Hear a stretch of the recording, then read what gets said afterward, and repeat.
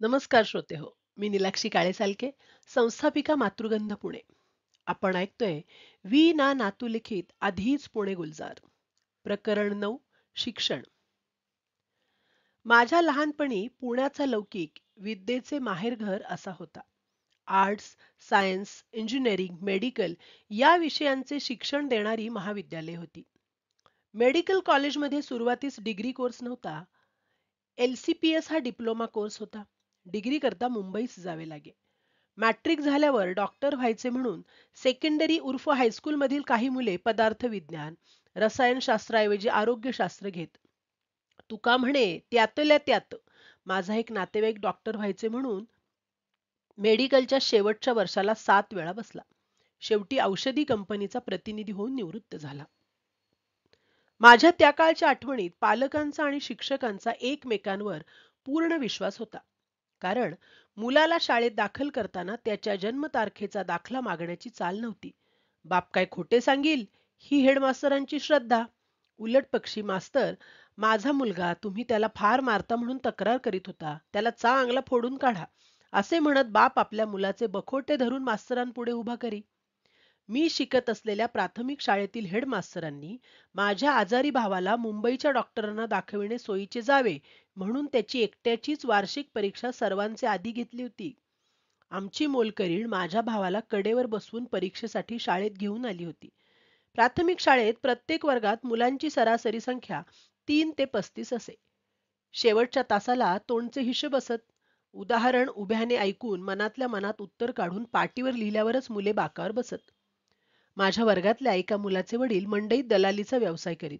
दर महिन्याला फी भरण्याकरता ते स्वतः वर्गात येत. मास्तर फी जमा करण्याच्या गडबडीत असता हा माझा शाळू मित्र वर्गाच्या फरशीवर मूर्छा येऊन पडे. वत्सल अंतःकरणाचा बाप आपल्या मुलाच्या हातात ढब्बू पैसा म्हणजे 2 पैसे देऊन त्याला हळूहळू शुद्धीवर आणी. या दुखण्याचे निदान आमच्या मास्तरांनी खूपच चातुर्याने केले. या बेट्याला अशीच एकदा मूर्छा येताच त्यांनी या बाळाचे कानशील असे काही गरम केले म्हणता की त्याचा मूर्छा येण्याचा आजार पुन्हा उद्भवला नाही. चंदरचा चेहरा मात्र थोडा वेळ पंचरंगी पोपटासारखा दिसला. माझ्या लहानपणी शाळेत केजी हा प्रकार नव्हता. नाही म्हणायला नवीन मराठी शाळेचा न्यायमूर्ती रानडे यांच्या नावाने चालविलेला शिशु विभाग होता. सर्व प्राथमिक शाळांतून मराठी 1ली ते 4थी पर्यंत वर्ग असत. बालवयामुळे प्रवेश दिलेल्या मुलांच्या तुकडीला बिगारीचा वर्ग म्हणत. नंतर 1ली ते 4थी असा प्रकार असे. अक्षरांची ओळख म्हणजे अ अंबारीतला, ब बदकातला, ग गणपतीतला, म मक्यातला, श शहामृगातला, श षटकोनातला, थ थव्यातला. अंकलिपीत प्रत्येक वस्तूचे आजच्या प्रमाणे चित्र असे. थव्यातल्या म्हणजे जनसमुदायातील थ लक्षात राहावा म्हणून भल्या मोठ्या छत्रीखाली कारण नसताना जमलेल्या पुरुष माणसांचे चित्र असे. या छत्रीचा आकार इतका मोठा दिसे की वानवडीच्या महादजी शिंद्यांची छत्री सुद्धा किरकोळ वाटावी. 1 ते 10 अंक शिकविताना 2 म्हणजे चोच, 4 म्हणजे कात्री, 5 म्हणजे हाताचा पंजा, 6 म्हणजे अडकित्ता, 7 म्हणजे खोबऱ्याची वाटी, 8 म्हणजे स्वयंपाकघरातील चिमटा, 9 म्हणजे संध्येची पळी वगैरे वगैरे. प्राथमिक शिक्षण म्हणजे बिगारी ते मराठी 4थी. माध्यमिक शिक्षण म्हणजे इंग्रजी 1ली ते इंग्रजी 7वी. इंग्रजी 7वी म्हणजे मॅट्रिक. ही परीक्षा बॉम्बे युनिव्हर्सिटीकडून घेतली जाईल. मुलगा बिगारीतून मराठी 1लीत गेला की त्याच्यातला अल्लडपणा कमी होऊन मानसिक दबाव वाढे. बिगारीतल्या मास्तरच्या किंवा मास्तरणीच्या समजूतदार सौम्यपणाची जागा रुक्ष चेहऱ्याच्या कठोर वाटणाऱ्या मास्तरांनी भरून निघे. छडी लागे छमछम विद्या येई घम घम या पुरातन तत्वाचा वापर विद्यादानात होई. 1लीतल्या मराठी पुस्तकावर पंचम जॉर्ज बादशहाचे चित्र छापलेले असे. ही पुस्तके म्हणजे बाबा आदमच्या काळाप्रमाणे पिढ्यानपिढ्या त्याच रूपात कायम असत. पणजोबा, आजोबा, वडील, काका, मामा, भाऊ यांच्यापैकी प्रत्येकास हीच पुस्तके असत. हा मराठीच्या पुस्तकातील पहिला धडा. मधुकर इकडे ये, पाटावर बैस, ही घे ताजी पुरी. आई, पण मी ती नुसतीच कशी खाऊ? सगुणा, दुधाची वाटी आण. आई, मला त्यात साखर पण हवी, मग मी ती कुस्करून खाईन. वर्गात हा धडा शिकवून झाल्यावर मला त्या मध्याचा फारच हेवा वाटला. बेट्याला त्याची आई पुरी देते काय, बसायला पाट देते काय, मध्या एकुलती एक पुरी साखर घातलेल्या दुधात कुस्करून वाटीत खातो काय, सगळेच और. मग माझी खात्री झाली की मधूचे वडील नुकतेच वारलेले असावेत, कारण पित्याचे सुख का दुःख हरवून बसलेल्या मधुकराला त्याचे आईने मधूची प्रकृती लक्षात घेऊन एकच ताजी पुरी खायला देऊन मधूच्या सेवेला सगुणाला वेठीस धरले नसते. मी मात्र मधूसारखा वेडेपणा केला नसता, कारण निर्मळची जत्रा या पुढे येणाऱ्या धड्यात खिरीसाठी हट्ट धरून अडगळीच्या खोलीत रुसून बसणाऱ्या पुंडूला खोलीतल्या विंचवाने कसा दंश केला, पुंडू कोकलत खोलीच्या बाहेर कसा पडला आणि हट्टीपणाचे प्रायश्चित्त त्याला कसे मिळाले, या बोधामृताची शिकवण मला माझ्या वडिलांकडून न मागता मिळाली असती. धट्टी-कट्टी गरिबी, लुळी-पांगळी श्रीमंती या धड्यावरून मुले खरा आनंद निरोगी शरीरात असतो, तर शरीर निरोगी ठेवण्यासाठी श्रीमंतांची ऐपत असते, असा सोयीस्कर समज करून घेत. नवरात्र संपून दसरा उजाडल्याचे शुभ वर्तमान जाहीर करताना मोरूचा बाप मोरूला म्हणाला असे वाक्य असे. वडिलांना बाप म्हणणे तितकेसे निषिद्ध नसे, मात्र कारण नसताना एखाद्याचा बाप काढल्यास त्याची अद्दल चांगलीच मिळे. अंकगणिताच्या उदाहरणात 19 ते 24 रुपये पर्यंत सोन्याच्या तोळ्याचा भावाचा उल्लेख असे. इतके असून इतक्या कमी भावात मिळणारे सोने खरेदी करायला झुंबड उडत नसे. नळ उघडा ठेवून हौद भरण्याची वाट न पाहता निघून जाणाऱ्याच्या निष्काळजीपणाबद्दल नावे ठेवली जात. एरवी हाच जर मुलगा असेल तर मात्र त्याचा कान पिळला जाई. पण 2 नळ उघडे ठेवून हौद भरायला आणि रिकामा करायला किती वेळ लागेल, हे उदाहरण न सोडवणाऱ्या मुलाचा कान अधिकच पिळला जाई. चढत्या व उतरत्या भाजणीची गणिते करताना भाजणीचे थालीपीठ स्वप्नात सुद्धा येत नसे. शहर म्युनिसिपालिटी नागरिकांना सुखसोयी पुरविण्यासाठी घरपट्टी, पाणीपट्टी व भंगीपट्टी आकारते हे शिकवले जाई. ऐन मोक्याच्या वेळी म्हणजे अर्थातच तोंडी उजळणीच्या वेळी पट्ट्यांची नावे न आठवल्यास बावरलेला मुलगा वर्गात इकडे तिकडे पाहून सर्व नावे आठवण्याचा प्रयत्न करी. निराश मनस्थितीत टेबलावरच्या फुटपट्टीवर नजर जाताच पानपट्टी सोडून सर्व पट्ट्या त्याला चटकन आठवत. मराठी शाळेतल्या कविता म्हणजे वामन पंडित आणि मोरोपंत जोडीला एका कोळियाने जाळे बांधियले उंच जागी उंच जागी नेमीची येतो मग पावसाळा, हे सृष्टीचे कौतुक जाण बाळा वगैरे वगैरे.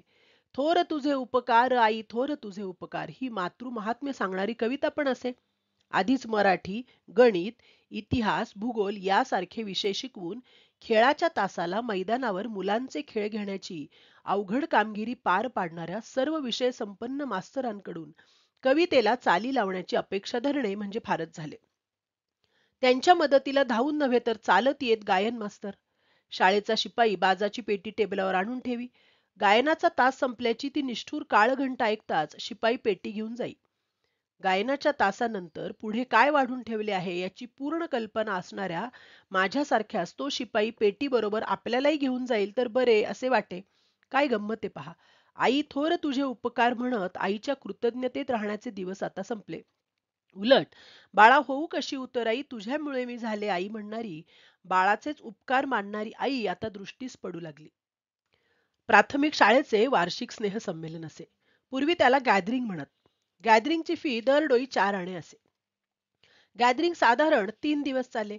पहिल्या दिवशी सकाळी चौघडा व कॉफी पान हा कार्यक्रम असे. बक्षीस समारंभाच्या कार्यक्रमासाठी मुलांचे संवाद बसवून घेत. मी एका संवादात होतो. संवाद गद्याऐवजी पद्यात होता. माझे काम होते भिकाऱ्याचे आणि दुसऱ्या मुलाने केले होते हलवयाचे. त्याच्यासमोर 1-2 ताटात पेढे, बर्फी, जिलबी ही पक्वान्ने ठेवली होती. प्रवेश संपून पडदा पडल्यावर आमच्या ठोसर मास्तरनी थोडीशी मिठाई खायला परवानगी दिली होती. अध्यक्ष शाळेला 25 रुपयांवर देणगी देत नसत. गॅदरिंग मध्ये जिलबी नाही तर श्रीखंड पुरीचे जेवण असे. केळीची पाने मांडत, मसाले भात, चटणी, कोशिंबीर, पापड, बटाट्याची भाजी, आळूची भाजी हे सर्व असे. काही शिक्षक सोवळे नेसून पंक्तीत फिरून सावकाश जेवा, पोटभर जेवा, पानात टाकू नका असे सांगत. 5व्या जॉर्जच्या निधनानिमित्त शाळेला सुट्टी होती. 8वा एडवर्ड इंग्लंडचा राजा व हिंदुस्थानचा बादशहा झाल्याचा आनंद म्हणून आमच्या प्राथमिक शाळेने मुलांना शिरापुरी व बटाट्याची भाजी खाऊ घातली होती. बालदिनानिमित्त पुण्यातल्या सर्व प्राथमिक शाळांची, म्युनिसिपल उर्दू प्राथमिक शाळांची सुद्धा मुले मुली स.प. कॉलेजच्या मैदानावर जमत तेथे भो पंचम जॉर्ज भूप धन्य धन्य भारत हमारा देश है मंगल दिन हा आजी उदेला ही गीते सामुदायिक स्वरात म्हणत मग सर्वांची कवायत होई. या सगळ्या कार्यक्रमाची रंगीत तालीम शाळेत होई. समारंभ संपल्यावर पुण्यातील दत्तात्रय नारायण हेजीब या सुकामेवा व्यापाऱ्याने तयार केलेली सुकामेव्याची पाकिटे प्रत्येक मुलास मिळत. याच्याच आसपास संक्रांत येई. शाळेतून प्रत्येकास तिळगुळाचा लाडू मिळे. एवढे होईपर्यंत हायस्कूलात जाण्याची वेळ येई. आता प्रत्येक विषयास नवीन मास्तर, बसायला बाकांऐवजी डेस्क, याच आनंदात मुले असत. शाळेच्या वर्गात चौथी पास झालेली मुले सवयीप्रमाणे शाळेच्या वर्षारंभी येऊन बसत. शाळेचा शिपाई त्यांना एका रांगेने हायस्कूलच्या इंग्रजी पहिलीच्या वर्गात नेऊन बसवी. पहिली दुसरीची मासिक फी 2 आणे तर तिसरी चौथीची 4 आणे असे. कमी बुद्धीच्या मुलांना पालक घरीच खाजगी शिकवणी ठेवीत. आर्थिक स्थिती बऱ्यापैकी असल्याने माझ्या वडिलांनी मला एक मास्तर ठेवले होते. त्यांचे नाव व्यवहारे. राहणार म्हसवड, जिल्हा सातारा. हे कोणत्या निमित्ताने पुण्यात आले हे समजले नाही. शिकविणे उत्तम पण स्वभाव कडक. इतका की त्यांच्यामुळेच मला वर्णाश्रमाची ओळख झाली. जराशी चूक झाली की मला व दुसऱ्या मुलांना तो घिसाड्या, टकाऱ्या, शेतखान्या अशा निवडक शब्दांचा आहेर करीत. विन्या, तुझे कपाळ बर्फाच्या गाडीवर बर्फ किसतात तसे या फरशीवर खरडीन. या रावणाच्या लंकेने तुझा गुणागुणा फोडीन. भिंतीवर कपाळ आदळून तुझ्या कपाळावर शंकराची पिंडी आणीन. या धमकावणीने आपला वचक बसवीत. सणावारी सुट्टी देणे ही यांची प्रथा नव्हती. आदल्या दिवशी 25-30 गणिते करायला सांगून ते दुसऱ्या दिवशी येऊन तपाशीत. त्यांना बसण्याची जास्त मोकळीक मिळू नये म्हणून त्यांना बाकावरच बसवून आम्ही मुले हातात पाट्या घेऊन त्यांचे पुढे उभे राहत असू. तपासून झाले की आम्ही सुटलो बुवा असे समजत असू. कधी काळी ते हातावर खडी साखर ठेवीत. इथे हे सांगितलेच पाहिजे की आमच्या घरातल्या कोणत्याही वडील माणसाने त्यांना त्यांच्या मुलखावेगळ्या वर्तनाबद्दल कधी धारेवर धरले नाही. कधी काळी मी माझ्या बुधवार पेठेतल्या मावशीकडे 2-3 दिवस राहायला गेलो तर हे मास्तर मला एकट्याला शिकवायला मावशीच्या घरी येत. रोज सकाळी पासोडा विठोबाच्या देवळात ते 1 तारीवर पहारा देत व सायंकाळी शनीच्या पारावर मुक्काम ठोकीत. मी मॅट्रिक पास झाल्याचा आनंद व अभिमान त्यांच्या चेहऱ्यावर मला स्पष्टपणे दिसला. महिन्याकाठी केवळ 4 आण्याच्या फीच्या मोबदल्यात आपले काम चोखपणे करणाऱ्या या शिक्षकांविषयी मला नेहमीच कृतज्ञता वाटते. मी प्राथमिक शाळेत असताना त्यांनी माझी 4थी पर्यंत तयारी उत्तम करून घेतली होती. हायस्कूल म्हणजे इंग्रजी 1ली ते 7वी म्हणजेच मॅट्रिक पर्यंतचे शिक्षण. इंग्रजी 1ली पासून इंग्रजी सक्तीचे असे. 1ली ते 3री पर्यंत कॉरोनेशन इंग्लिश रीडर्सचे 3 भाग इंग्रजी करता असत. पहिलीतले इंग्रजी धडे फक्त वर्तमानकाळी असत. 4थी ते 6वी ग्लिनिंग्स फ्रॉम इंग्लिश लिटरेचर ही पुस्तके असत. बहुतेक सर्व उतारे इंग्रज लेखकांचे असत. डिकन्सच्या ऑलिव्हर ट्विस्ट मधील स्टॉप थीफ, ऑस्कर वाईल्डची अ हॅपी प्रिन्स ही संपूर्ण परिकथा 3 भागात, लॅम्ब्स टेल्स फ्रॉम शेक्सपियर मधील ॲज यू लाईक इट ही गोष्ट असे धडे असत. हॅन्स ख्रिश्चन अँडरसनची लिटल मॅच गर्ल ही परिकथा मला आवडली होती. 6वीत टेनिसनचे इनॉक आर्डन हे काव्य होते. यामुळे इंग्रज लोक इंग्रजी कसे लिहितात, बोलतात याची जाण येई. Aminabai went to the market to sell her eggs असले भयंकर इंग्रजी कानावर पडत नसे. मॅट्रिकला जनरल इंग्रजी असे. त्यात 40 मार्कांचा निबंध असे. Words followed by prepositions, antonyms, synonyms, prefixes, suffixes, figures of speech म्हणजे अलंकार, clause analysis, comprehension, story writing, letter writing हे व्याकरणाकरता रेड अँड मार्टिन्स ग्रामर हे क्रमिक पुस्तक असे. ओतूरकरांचा हिंदुस्थानचा सोपपत्तिक इतिहास, आठवल्यांचा अल्जिब्रा, आगाशांची जॉमेट्री, बर्व्यांचा इंग्लंडचा इतिहास, साने परुळेकरांचा भूगोल ही पुस्तके आठवतात. शिवाय तरखडकर भाषांतर पाठमाला, काळेज ट्रान्सलेशन ही पुस्तके शाळेत होती. ओकांची संस्कृत पुस्तके होती. लॉंगमनचे नकाशे होते पण एकूण विषय मर्यादितच होते. शाळेत ऐच्छिक भाषा म्हणून संस्कृत, पाली, अर्धमागधी, फ्रेंच व पर्शियन शिकवण्याची सोय होती. मॅट्रिकला इंग्लंडचा इतिहास व राज्यघटना हा सक्तीचा विषय असे. मराठ्यांचा इतिहास, ईस्ट इंडिया कंपनीचा इतिहास, अर्वाचीन भारताचा इतिहास व मोगलांचा इतिहास यापैकी कोणता तरी एक मॅट्रिक करता निवडावा लागे. मॅट्रिक पूर्व फॉर्मच्या परीक्षेतील प्रत्येक विद्यार्थ्याचे मार्क्स शाळेच्या बोर्डावर लागले. मला इंग्रजीत 83 मार्क मिळाल्याचे पाहताच मला कसेसेच झाले, पण कोणी लेकाचा माझे अभिनंदनच करेना. एक तर चक्क गालातल्या गालात हसत होता कारण त्याला 38 मार्कच दाखवले होते. दुसरे दिवशी मात्र संशय कल्लोळ नाटकाचा शेवटचा प्रवेश झाला असे म्हणून की माझे मार्क त्याच्या पुढे पडले व त्याचे मार्क माझ्या नशिबी आले.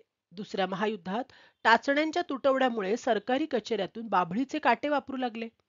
कागदाच्या तुटवड्यामुळे आमची इंग्रजी 6वीतील इतिहास, भूगोल, फिजिक्स, केमिस्ट्री या विषयांची वार्षिक परीक्षा तोंडी झाली होती. पुण्यात मॅट्रिकच्या परीक्षेची विद्यार्थ्यांची संख्या मर्यादित असल्याने कॉलेजेस हीच केंद्रे होती. परीक्षा मुंबई विश्वविद्यालय घेई. कधी पेपर फुटले नाहीत किंवा सामुदायिक कॉपी झाली नाही. माझ्या वेळी एकूण निकाल 28% इतका कडक होता. मी मात्र पास झालो. प्रत्येक वर्षी वार्षिक परीक्षेचा निकाल लागण्याचे आधी साधारण 2 दिवस सर्व हायस्कूलचे रसपान होई. कैरीची आंब्याची डाळ असे. सर्व खर्च शाळेतर्फे केला जाई. आमच्या शाळेत ज्यांच्या नावाने लीग क्रिकेट सामने दरवर्षी खेळले जातात ते सदू शिंदे होते. शरद तळवलकरही होते. अर्थात हे मला 4 वर्षांनी सिनियर होते. शाळेच्या स्नेहसंमेलनात बेबंदशाही, आग्र्याहून सुटका, संशय कल्लोळ, मी उभा आहे, भ्रमाचा भोपळा, साष्टांग नमस्कार, लग्नाची बेडी ही नाटके होत. दिसायला बऱ्यापैकी असणारी मुले स्त्री पार्ट करीत. त्यांना रंगवायला सरस्वती सिनेटोन मधील रोंगे मेकअप आर्टिस्ट येत.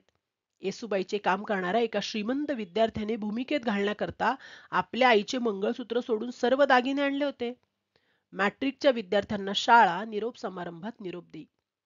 मॅट्रिकला बसणाऱ्या बहुतेक विद्यार्थ्यांना फणसे मंगळूरकरांनी लिहिलेल्या संस्कृत गाईडची व पु ग सहस्रबुद्ध्यांनी लिहिलेल्या मराठी गाईडची गरज भासे.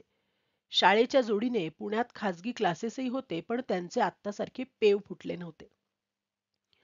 पुण्यातील बहुसंख्य मॅट्रिकचे विद्यार्थी गणिताकरता नागनाथ पारा शेजारी असणाऱ्या नाना क्लासला जात. सकाळी 6 ते 10 व सायंकाळी 6 ते रात्री 10 अशा बॅचेस असत. वेळेवर न घेतल्यास प्रवेश मिळणे अवघड जाई. प्रत्येक बॅच 1.5 तासाची असे.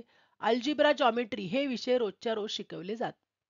सकाळच्या बॅचला ज्या अभ्यासक्रमाने सुरुवात होई तोच क्रम रात्रीच्या बॅचला शिकवला जाई. त्यामुळे कारणा परत्वे एखादा विद्यार्थी दुसऱ्या बॅचला हजर राहिल्यास अभ्यासाच्या क्रमात फरक पडत नसे. प्रत्येक बॅचला साधारण 60 मुले असत. सुरुवातीला जॉमेट्री असे, त्यात थिअरम, रायडर्स, कन्स्ट्रक्शन यांची तयारी फार चांगली होई. अल्जिब्रात सुद्धा सोप्यातल्या सोप्यापासून अवघडातली अवघड गणिते सोडवून घेत. त्यामुळे मॅट्रिकच्या वर्गात गणिताचा अभ्यास घरी करण्याची गरज पडत नसे. बॅच सुरू होण्याच्या आधी मराठी भावगीतांच्या ध्वनिमुद्रिका लावून वातावरण आनंदी ठेवण्याची या क्लासची प्रथा होती. नाना आगाशांच्या वरच्या मजल्यावर सतरंजा घातलेला हॉल हीच क्लासची जागा. प्रवेश फी 2 रुपये व महिना फी 1 रुपया हा दर. दिवाळीच्या सुट्टीत सर्व क्लासची परीक्षा भाड्याने घेतलेल्या शाळेत क्लासतर्फे होई. जुने विद्यार्थी सुपरवायझर्स असत. वार्षिक परीक्षा ही अशाच पद्धतीने होई.